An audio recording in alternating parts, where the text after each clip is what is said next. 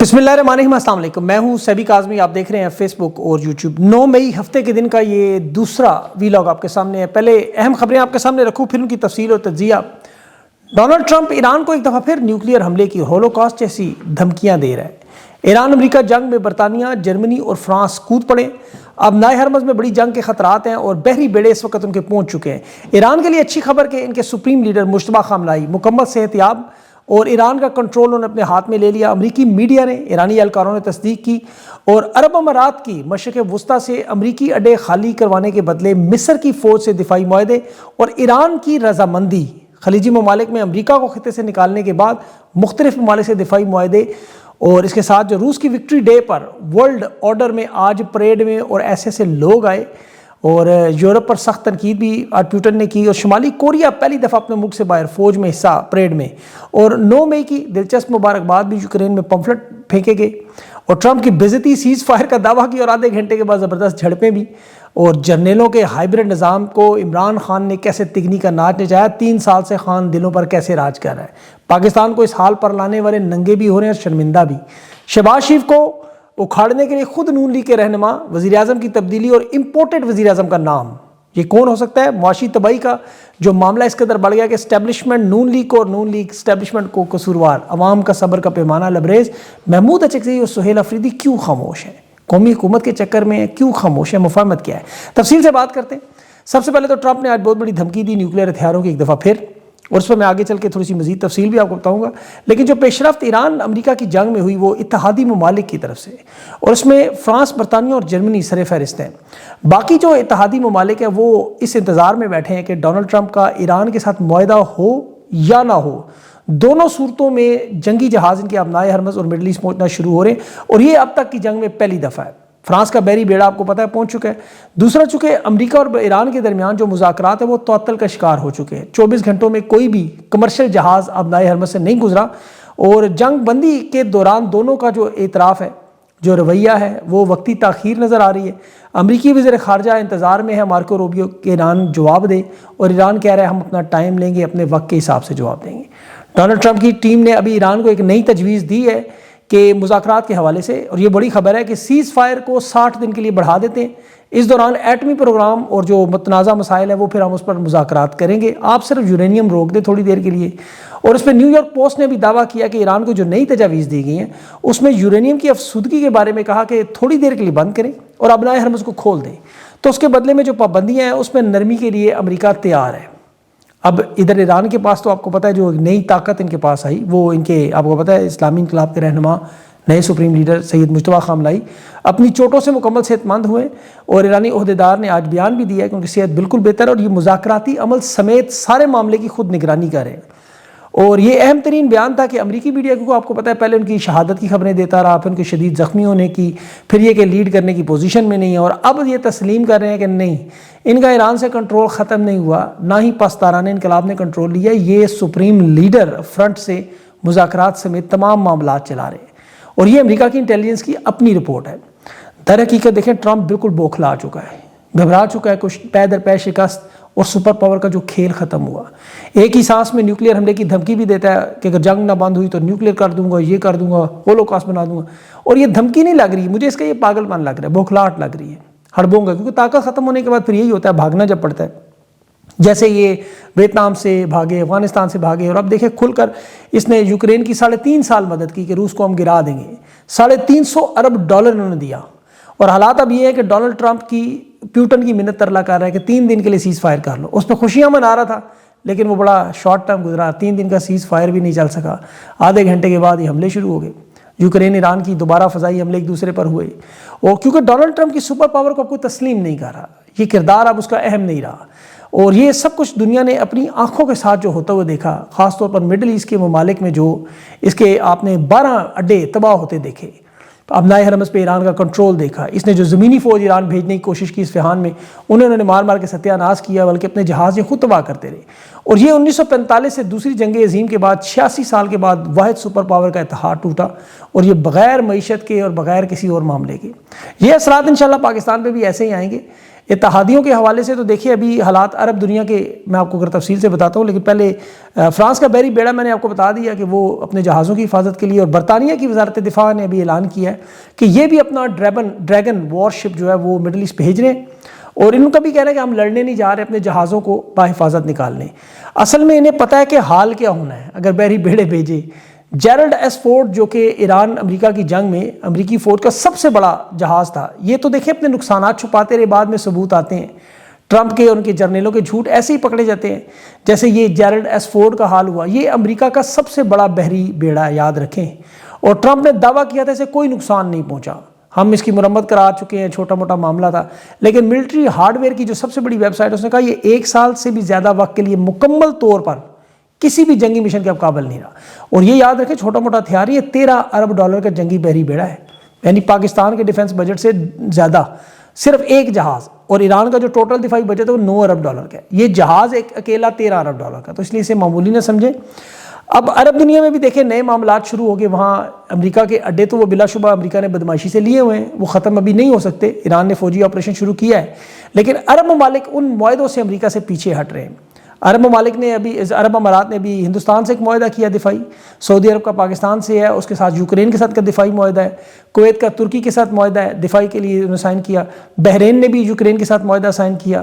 اب جن ممالک سے معاہدے کر رہے ہیں وہ یہ سوچتے ہیں کہ اگر امریکہ اسرائیل اگر ایران سے ان ممالک کو نہیں بچا سکے تو ہم کیا دفاع کریں گے؟ دیکھیں نا حقیقت ہے، یہ تو اپنے جہاز بھی ایران سے نہیں لے سکتے۔ ابھی ایران کے حوالے سے جو بڑی خبر ہے دفاعی معاہدوں پر، کہ مصر کی جو فوج ابھی عرب امارات تعینات ہوئی، وہاں ان کے رافیل جہاز بھی پہنچے، شیخ محمد بن زائد ادھر گیا، فیلڈ مارشل عبد الفتاح السیسی سے ملا، اور انہوں نے مصر نے ایران کو بتایا کہ یہ فوج لڑنے کے لیے نہیں ہے، یہ ایسے ہی ہے جیسے سعودی عرب کے پرنس سلطان ایئر بیس پر 13,000 پاکستانی ہیں، وہ ایران سے لڑنے کے لیے نہیں ہے۔ ایران نے کہا ہمیں کوئی اعتراض نہیں، خطے کے اندر اس علاقے کے ممالک کی جتنی مرضی فوج لائیں، لے کے جائیں، جس کو مرضی تعینات کریں، صرف امریکی نہیں ہونے چاہیے، اسرائیلی نہیں ہونے چاہیے، یہاں دفاعی معاہدہ کریں بے شک، اعتراض ہے اسرائیلی اور امریکیوں پر۔ مصر نے انہیں بتایا، اسی طرح عمان نے بھی ایران کو بتا دیا کہ لڑنے کی ہماری صلاحیت نہیں ہے، لیکن امریکہ ہمارے اڈے مجبور کر کے ہمیں استعمال کرتا ہے، ہم اس کی منت ترلا کر رہے ہیں، لیکن آپ مہربانی کریں حملے نہ کریں، اس لیے عمان پر بھی ایران حملے نہیں کرتا۔ اب یہ ساری صورتحال تو ان کی، اور اب بات کرتے ہیں ذرا 9 مئی اور خان کی۔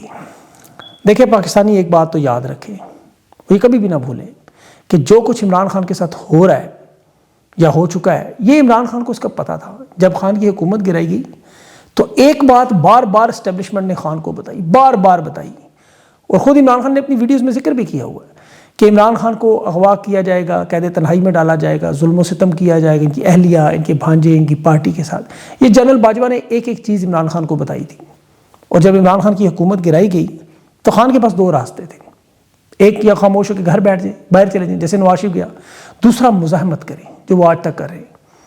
اور یاد رکھیں کہ عمران خان اس وقت گھر بیٹھ بھی جاتا تو یہ لوگ خان کو چھوڑتے نہیں، کیسز پھر بھی بناتے، جیلوں میں ڈالتے۔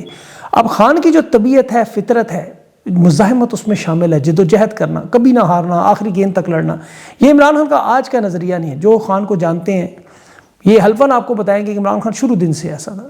اسٹیبلشمنٹ نے بڑی کوشش کی کہ ہم عمران خان کو کسی طرح سمجھائیں کہ یہ گھر بیٹھ جائیں، مہنگائی کا چورن عوام کے سامنے اس کی ناکامی کا ہم رکھیں، اور لوگ وہی کریں کہ جی جو پہلے ہوتا رہا، ہم عمران خان کے لوگوں کو ملا لیں اور اس کی مزاحمت ہمیشہ کے لیے ختم کریں۔ لیکن کہ یہ مس کیلکولیشن ایسی ہی تھی جیسے ابھی امریکہ کی ایران کے بارے میں، بالکل ایسی ہی نکلی، اور یہ اس لیول پر اتنے مجبور ہو گئے کہ انہیں اب کھل کر میدان میں آنا پڑا، تاحیات استثناء لینے پڑے، قانون بدلنے پڑے، 2 عدالتیں لگانی پڑی، پورا نظام زیرو سے شروع کرنا پڑا۔ ماضی میں یہ یہی کام کرتے تھے لیکن پردے کے پیچھے رہ کے، ہلکی پھلکی کوئی مزاحمت ہو نواز شریف زرداری کی طرف سے، یہ قابو پا لیتے تھے۔ بلکہ آپ کو یاد ہوگا مشرف کے دور میں جب مارشل لا لگا، پاکستانیوں کو کوئی فکر نہیں تھی، بلکہ اس وقت مٹھائیاں بٹی تھی، میں نے خود وہ مٹھائی کھائی تھی جنرل ضیاء الحق اور جنرل ایوب خان کے دور کی، امریکی ڈالروں کی وجہ سے، کیونکہ اتنی سستی ہوئی چیزیں کہ عوام میں یہ مقبول ہو گئے تھے، انہیں طاقت کا یہ استعمال نہیں کرنا پڑا جو ابھی حالیہ دور میں ظلم و ستم آپ کو نظر آئے، بلکہ عوام کی نظر میں چونکہ انہوں نے کہا ہم نے کرپٹ لوگوں کو ہٹایا ہے تو یہ مسیحا بن گئے۔ خان کے معاملے میں البتہ خان کی جرت، دلیری، بہادری، حکمت عملی، مستقل مزاجی، یہ اسٹیبلشمنٹ کھل کر سامنے آنے پہ مجبور ہے، ننگے ہو گئے، بیوقوف ہو گئے۔ آج جو حرکتیں ٹرمپ کر رہا ہے آپ دیکھ لیں، ان کی حرکتیں بھی وہی ہیں۔ جس طرح ٹرمپ کے پاس اس جنگ سے نکلنے کا کوئی راستہ نظر نہیں آتا، اسی طرح ان کے پاس بھی اب عزت بچانے کے لیے کوئی راستہ نہیں ہے، کیونکہ جو کام انہوں نے 3 سال میں کیا وہ رائتا اب ان سے سمیٹنا بھی مشکل ہو رہا ہے. تو انہیں صرف پیچھے ہٹنا، اب 9 مئی کے بیانی سے پیچھے ہٹ چکے ہیں. آپ کو پتہ ہے یہ اس کی بات نہیں کرتے، اب 7 مئی کی بات کرتے ہیں. تحریک انصاف کے کیونکہ جن لوگوں نے احتجاج 9 مئی کے کیا ان کے خلاف ان کے پاس کچھ بھی نہیں نکلا. کبھی کسی کے پاس کوئی اسلحہ، بندوق، راکٹ لانچر، گرینیڈ، ہتھیار نہیں نکلے. ڈنڈے بھی، بلکہ ان کے اوپر جو گنڈاسے بھی نکالے گئے، ایک ایک ڈنڈا 30 لوگوں پر انہوں نے کیسز میں ڈالا ہوا، ایک ہی ڈنڈا.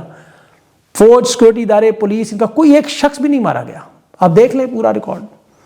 9 مئی کے احتجاج کی جو سب سے بڑی ویڈیو جو انہوں نے بنائی کہ کور کمانڈر لاہور کی پتلون اور کپڑوں کی نمائش تھی کہ دیکھیں جس کی پتلون لہرائی گئی. حالانکہ پتلون 1971 میں پہلے ہی اتری جا چکی ہے، لیکن کوئی نئی بات نہیں تھی.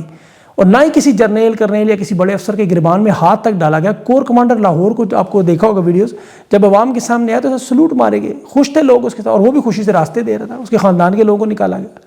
کہیں کوئی بدتمیزی کا واقعہ نظر نہیں آیا.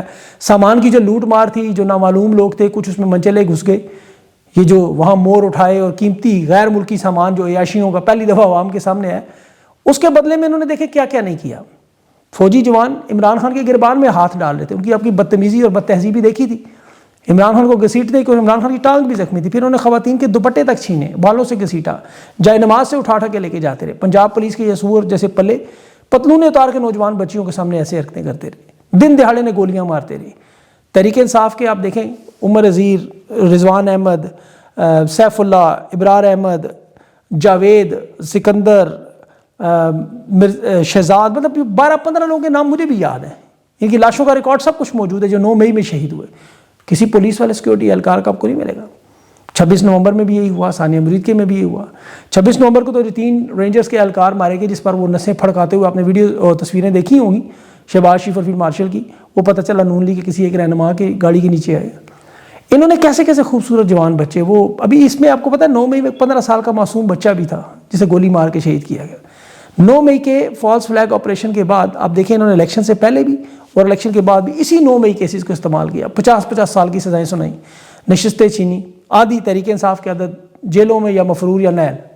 نتیجہ کیا نکلا دیکھیں، ہر کام کے بعد نتیجہ دیکھتے ہیں. اس وقت ملک میں کوئی ایسا سیاستدان انہوں نے نہیں چھوڑا جو انہیں ٹیبل پر بٹھا سکے. نواز شریف سب سے بڑا سیاستدان ہے، وہ الیکشن ہارا ہوا ہے. رات 3 بجے ریٹرننگ افسر بدل کے یاسمین راشد کی انہوں نے سیٹ چھینی. شہباز شریف ایک اردلی کے طور سے آگے بڑھتا نہیں. اسٹیبلشمنٹ کی حالت یہ ہے ان کے ساتھ، تو یہ تو سیاست میں ان کے ساتھ تو کوئی بیٹھے گا نہیں. ایک عدلیہ واحد ادارہ تھا جو کہ اب محکمہ بن چکا ہے، ورنہ یہ بہت کچھ کر سکتے تھے سپریم کورٹ. اب یہ تحریک انصاف کو جو گولیاں ستمبر تک خاموش رہے، قومی حکومت بنائے، اس وجہ سے ان کی خاموشی نظر آ رہی ہے. لیکن جو پودے اسٹیبلشمنٹ نے خود اپنے ہاتھ سے لگائے وہ خود تباہ کر رہے ہیں. اب شہباز شریف کو فارغ کرنے کا جو منصوبہ ہے بجٹ کے بعد، کیونکہ الزام یہ کہ معیشت کس نے اینٹ سے اینٹ بجا دی، اور یہ سارا معاملہ نون لیگ کے اندر سے شروع کروا رہے ہیں کہ شہباز شریف کو مائنس نون لیگ کے اندر سے کریں اور وزیر اعظم کوئی امپورٹڈ لائیں. ابھی نام کنفرم نہیں ہو رہا کہ کس کا ہے، 2 لوگوں کے نام آ رہے ہیں، اور یا پھر یہ کہ وزیر اعظم پنجاب سے نہ ہو. ویسے تو آپ کو پتہ ہے فیلڈ مارشل پنجاب سے ہے، اور پوری کی پوری فارم 47 کی آپ وفاقی حکومت دیکھیں تو پوری کی پوری، مثلا اس میں وزیر اعظم، ڈپٹی وزیر اعظم، وزیر خارجہ، وزیر دفاع، وزیر اطلاعات، وزیر خزانہ، وزیر ریلوے، پلاننگ ڈویژن والے، فوڈ منسٹر، وزیر قانون، پیٹرولیم، مذہبی امور، انفارمیشن ٹیکنالوجی، سارے کے سارے پنجاب سے. سارے اندازہ کریں. اب یہ لا رہے ہیں وزیر اعظم باہر سے کہ شہباز شریف کنٹرول نہیں کر سکا. شہباز شریف کہتا ہے وزیر خزانہ محمد اورنگزیب فوج لے کے آئی، وزیر داخلہ محسن نقوی تو ہے ہی ان کا، تو آپ پرفارمنس میرے سے کیا مانگتے ہیں؟ اگر اسحاق ڈار لگایا تو پھر میں پرفارمنس دیتا. یا اب نواز شریف کو جو الیکشن جیتا ہوا اسے دوبارہ وزیر اعظم بنائے. یہ ان کا مطالبہ ہے کہ نواز شریف کو وزیر اعظم بنائے، وہ سب کچھ ٹھیک کر دے گا. نواز شریف کے لیے پورے نون لیگ کے دھڑے نے ایک پوری کمپین بھی چلائی ہوئی ہے. اسٹیبلشمنٹ کا کہنا یہ ہے آپ کو حکومت بنا کے دی، جنرل عاصم منیر پوری دنیا میں جا کے سفارتکاری کرتے رہے، خارجہ پالیسی میں ٹرمپ سے بار بار آپ کی تعریفیں کروائیں، معیشت سنبھالی، لیکن سرمایہ کار لانے، ملک چلانے، بجلی کے بل، گیس کے بل، بجٹ، یہ آپ کا کام ہے. ہم وزیر داخلہ لائے، وزیر خزانہ لائے، وہ پرفارم کر گئے، لیکن ٹیم وزیر اعظم کی پرفارم نہیں کر رہی. یہ ان کی بات اس لحاظ تک درست ہے کہ شہباز شریف واقعی پرفارم نہیں کر سکا. ایران کی جنگ کے بعد دیکھیں پاکستان میں جو پیٹرول کی قیمت ہے اس میں 61% اضافہ ہوا. اس خطے میں بھارت بھی ہے، افغانستان ہے، نیپال ہے، مالدیپ ہے، بھوٹان ہے، سارے دیکھ لیں آپ کے سامنے. وہاں 0% اضافہ ہوا ہے اس میں ایران میں اور انڈیا میں، باقی 20%، 18% یا 15%. افغانستان میں 20% ہوا ہے، پاکستان میں 61%، اور اس میں سارے ٹیکسز ہیں. عالمی قیمتوں کا کوئی اثر نہیں ہے، ورنہ آج دوبارہ ان کی پارلیمنٹ میں لاجز میں تزئین و آرائش ہو رہی ہے۔ انہوں نے تو جو 27 ارب ڈالر 2023 سے آپ کو پتا ہے جو نئے خریدے مارکیٹ سے، اور حالانکہ 36 ارب ڈالر اس میں فورن ریمیٹنس بھی آ رہی تھی، اتنا پیسہ ان کے پاس آیا ہوتا ہے، لیکن یہ اس کے باوجود نئے نوٹ چھاپ کے مارکیٹ سے ڈالر خریدتے رہے، جس کی وجہ سے مہنگائی بڑی 49% مہنگائی ہوئی ہے۔ آپ کو پتہ ہے عمران خان کے دور میں کورونا میں ہم نے دیکھا خان نے کوئی ڈالر نہیں خریدے، نہ ہی کرنسی چھاپی۔ ان کے پاس چونکہ کوئی آمدنی کا ذریعہ نہیں ہے، قرضے کہاں سے واپس کریں؟ امپورٹ بل جس میں یہ گیس اور تیل خریدنی، دالیں، چاول، چینی، آٹا، یہ سب کچھ خریدا جائے، اس کے پاس پیسے ہیں ہی نہیں۔ اب یہ کیا کرتے ہیں، مارکیٹ سے ڈالر خریدتے ہیں نئے نوٹ چھاپ کے، کیونکہ ان کے پاس کوئی ایسا مال نہیں باہر جو بھیج کر پیسے کمائیں، یعنی وہ محاورہ ہے نا، چلی ہوں بنانے پاس نہیں ہے دانے، وہ والا چکر۔ تو پھر آ جاتی ہے بات آخر میں بیانیے کی لڑائی۔ اب وہ بیانیے کی لڑائی بری طرح آج پٹ گئی۔ ان کے صحافی، سوشل میڈیا کے لوگ، انفلوئنسرز جو لاکھوں کی تنخواہوں پر رکھے ہوئے، آج انہوں نے بھی ہاتھ اٹھا دیا، اور ایسی ایسی غلیظ گالیاں نظر آ رہی ہیں جو تحریک انصاف کے ظلم کی چکی میں پسنے والے بھی نہیں نکالتے۔ یہ وہ لوگ ہیں جو صبح دوپہر شام عمران خان کے بغض میں دن رات ایک کرتے، آج ان کے بیانات اٹھائیں، کیونکہ عمران خان نے تو کہا تھا میں برداشت کر لوں گا، تم نہیں کر سکتے، تو یہ نہیں کر سکے، بالکل رہ گئے۔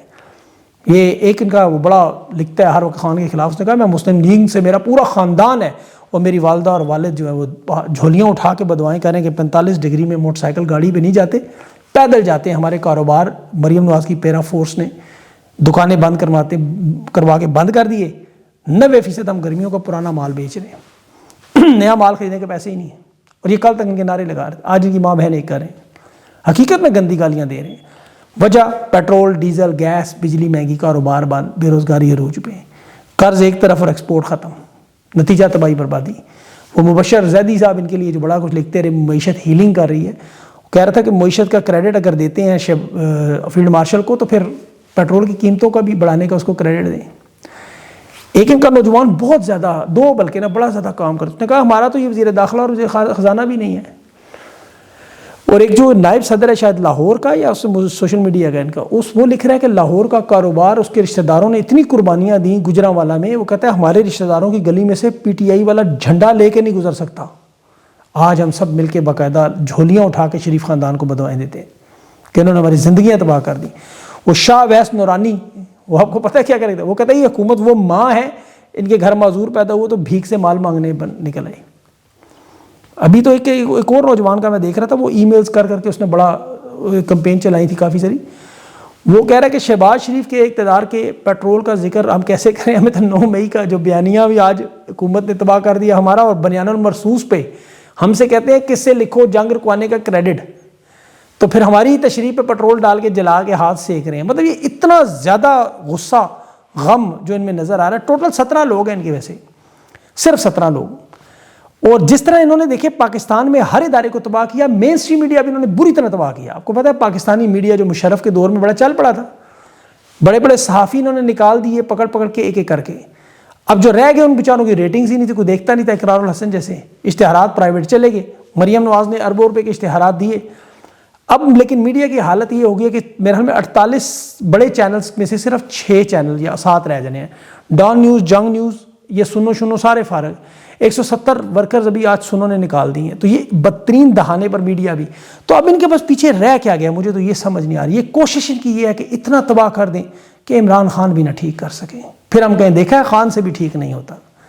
یہ میرے خیال میں ان کی سوچ یہ ہے کہ ہم جاتے ہوئے اتنا تباہ کریں اس کو، نکلنا تو ہے انہوں نے اب، کیونکہ سارا ہاتھی تو نکل چکا، اب صرف دم پھنسی ہوئی، اب جب ہم نکلے تو اتنی تباہی ہو جائے کہ پیچھے ہم کہیں خان بھی نہیں ٹھیک کر سکتا، لیکن انشاءاللہ اللہ نے چاہا تو خان ٹھیک کرے گا۔ اب تحریک انصاف کے محمود اچکزئی اور سہیل آفریدی، یہ میرا بے شک کلپ کاٹ کے لگا دیں، ان کی مجھے سمجھ نہیں آ رہی کہ آخر ایسی کون سی مفاہمت کے کچے دھاگوں میں پھنسے ہوئے ہیں۔